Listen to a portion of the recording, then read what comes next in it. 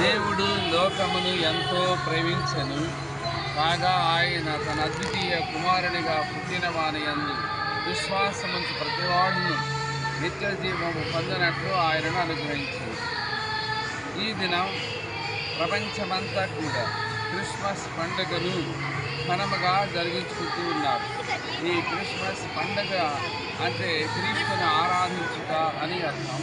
అయితే యేసు దేవుని పరలోక భాగ్యాలను విడి ఈ లోకమందు అనావతారధారి అయినాడు.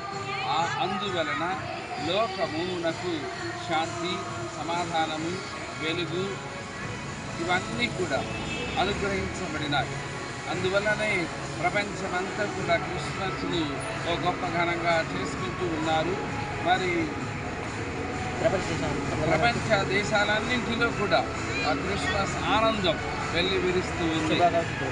ఈ సమయంలో మరి ప్రపంచంలో ఉన్నటువంటి ప్రతి క్రిస్మస్ను ఆచరించుతున్న ప్రతి ఒక్కరికి క్రిస్మస్ దీవెనలను కలగాలని మేము ప్రార్థిస్తూ ఉన్నాం.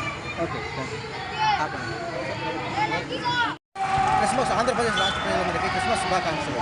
అయితే దేవుడు ఈరోజు ప్రపంచం అంతా కూడా క్రిస్మస్ వేడుకలు చేసుకుంటున్నారు. అయితే గాడ్ ఈజ్ ఆశీస్సులు ఉండాలి. ప్రపంచ ప్రజలందరికీ కూడా క్రిస్మస్ శుభాకాంక్షలు.